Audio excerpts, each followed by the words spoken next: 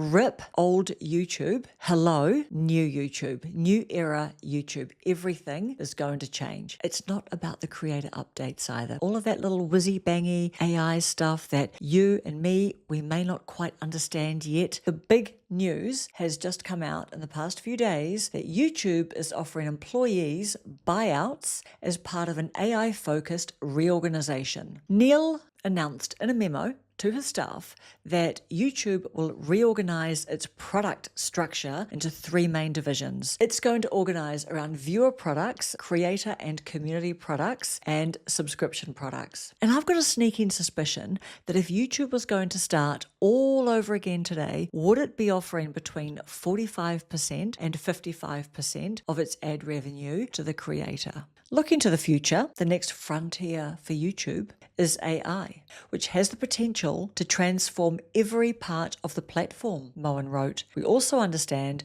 some of you may be ready for a new challenge, so we've decided now is the right time to offer a voluntary exit program. The restructuring is designed to help YouTube focus on fast-growing areas like AI while driving faster decision-making and execution. Put your hand up if you think the YouTube Partner Program payouts are going to change. Okay, so we've got viewer products will focus on the viewer experience by making improvements to search and discovery engagement, the living room experience, and our foundation of responsibility. All of this when YouTube has been the #1 streamer in the US for the last 2 years. And they're not the only ones. Amazon in the last week have just laid off 14,000 people.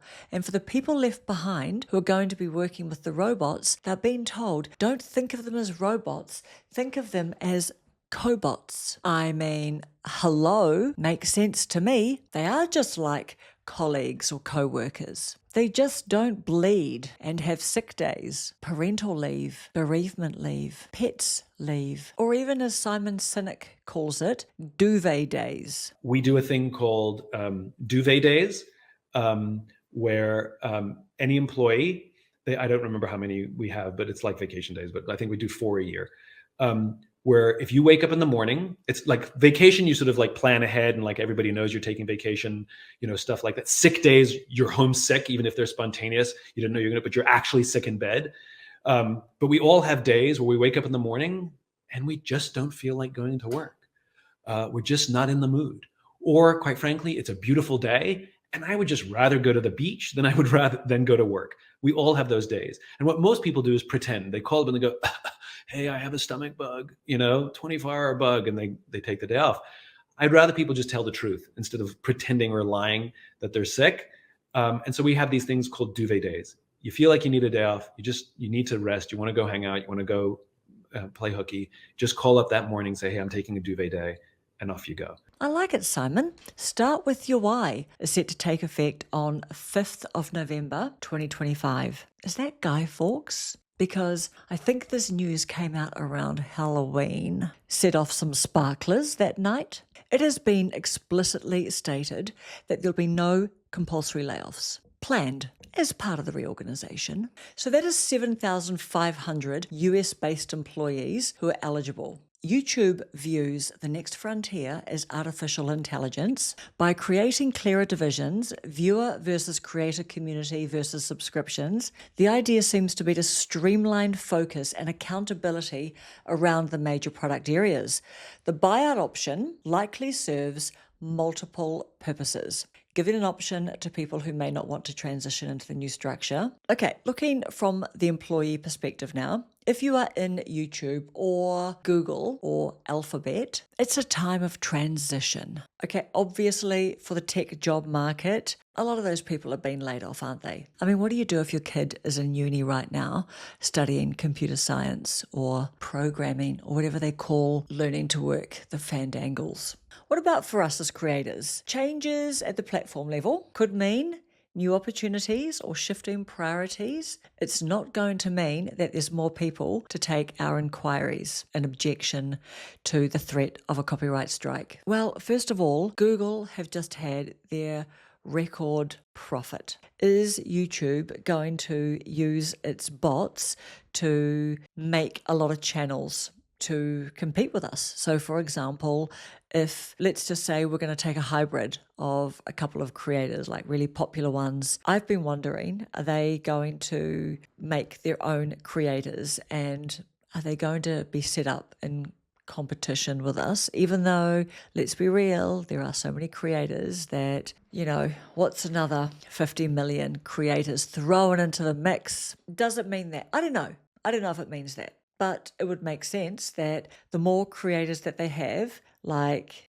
their cobots, if you like, running channels and being the creator, the focal point, they get to keep the ad revenue. That makes sense. Why wouldn't you do that? So nothing was communicated from Neil Moen about YouTube producing its own AI-generated content to compete with creators. And they just keep on emphasizing that AI is a tool for creators, not a substitute for them. Publicly, YouTube's intent is to build AI into the creator experience, not to become the creator, apparently. So what is YouTube doing with AI? He goes on, the restructuring is designed to help YouTube focus on fast-growing areas like AI while driving faster decision-making and execution. Emphasis on the execution. By the way, if you kick a robot and they say, ouch, what does that mean? The viewer products are going to focus on the viewer experience by making improvements to the search and discovery, engagement, the living room experience, and our foundation of responsibility.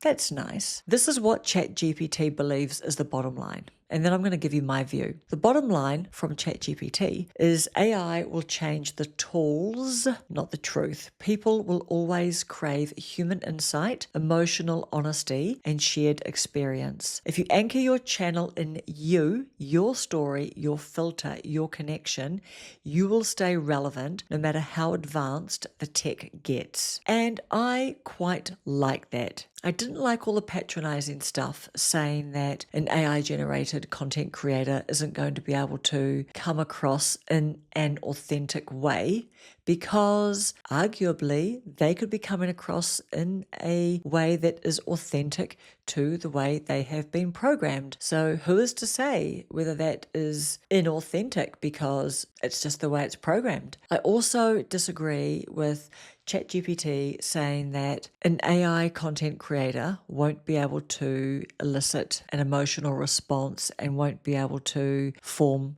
a real connection with people, because I've seen all those movies. Have you seen those movies? What's that movie? Ex Machina. And there are lots of them. Like there's that AI actor now. So here is my take on it. I believe that there will be a reaction to tech assaulting our lives. And it's always a duality, isn't it? Like we didn't complain about washing machines when we were hand washing before that. We didn't complain about vacuum cleaners from sweeping. We didn't complain about the little robot vacuum cleaners that just found their way around our houses. I think that AI is a great enhancement to our lives. But I'm also really buoyed by the fact that there is a belief that humanness will continue to be valued really highly. Why? Because we like to see the band playing all of the instruments on the stage. Even though we know that synthesizers for the last 40 to 50 years could produce very close to the same kind of sound that we can get from watching a band on stage. I know if you're a music head, you just won't agree with that, because I know it's not like the same. But you know what I mean. There's a big difference between, listening to Tina Turner, and when she sang, you could hear her history, her abusive marriage, her childhood, the challenges that she had, losing her children. A synthesizer can't produce that. I don't believe that I will ever hear what I can hear in Tina Turner's voice in AI music. And my final thought is that authenticity and humanness is a very unique experience to the person, to the human person. It is uniquely yours, it's uniquely mine. And that is why I say that we need to lean into everything that makes us who we are, all of our quirks, all of our little funny bits. That is just real. That's the real human experience. And I didn't want to be doom and gloom on this video. There's some things to think about, just keep leaning into everything that is unique about you, because there's only one of you. I think that those kinds of things are going to hold us in good stead going forward into this brave new world. And we are in a new era now. Thank you for watching this video. And if you liked this video, then I hope that you will like this one here.